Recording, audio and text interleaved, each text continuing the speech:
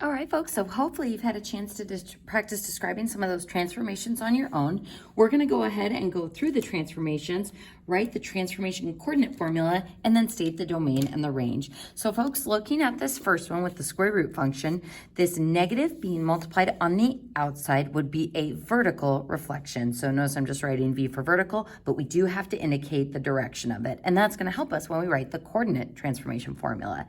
This 3 is on the inside being multiplied with x, so that will be horizontal. We cross our eyes and reciprocal that number to be 1/3, and that's what tells us it's a shrink. So horizontal shrink by 1/3. So careful with those inside transformation numbers. Then that -4 on the outside is just down 4. So folks, when we go to write our transformation coordinate formula, we have to consider which of these transformations are affecting x and which are affecting y. The horizontal shrink is the only transformation affecting x. So how are we going to shrink our x's? By 1/3. We're going to multiply all of our x's by 1/3. So again, similar to our inside transformations of left and right, it's 3 in the equation, but it's 1/3 in our coordinate formula. So we actually do what the transformation is describing. Then, which of these transformations are affecting y? The vertical reflection is going to take the opposite of all my y's, or multiply all my y's by -1, and then going down 4, we'll subtract 4 from each of our y values. And now, we apply our transformation coordinate formula to all of my x values and all my y values. So 1/3 of 0 is 0. 1/3 of 1, 1/3. 1/3 of 4 is 4/3. And again, folks, these aren't super fabulous points, but it's still better than just plugging in random numbers here and getting like radical 2. So fractions are better than those irrational radical numbers.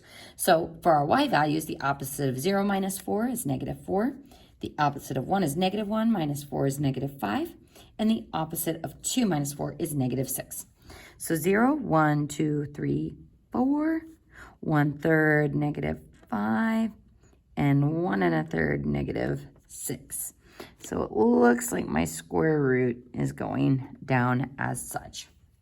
So now, after we have drawn our graph, it's a good thing to visualize if our transformation rules match our transformed graph. So does it look like we have vertically reflected this graph? Have we flipped it top over bottom or swiveled it on the x-axis? We certainly have, because now it is curving down. Have we horizontally shrunk it by 1/3?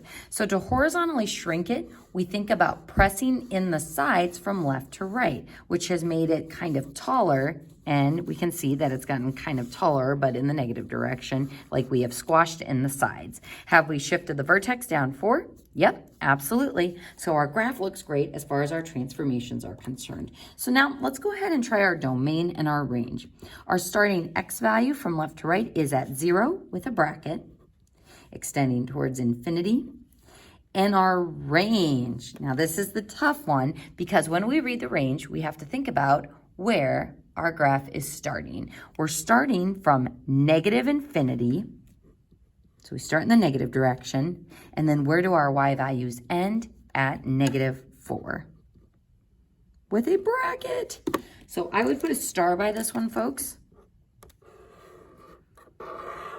because again, we got to remember that we read our range from the bottom up.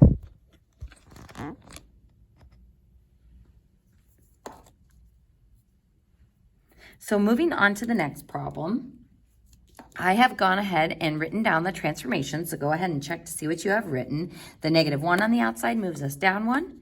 The -2 on the inside moves us right 2. And then the 1/3 on the outside is a vertical shrink by 1/3. So again, we don't have to do any reciprocalizing. The transformation just is as is.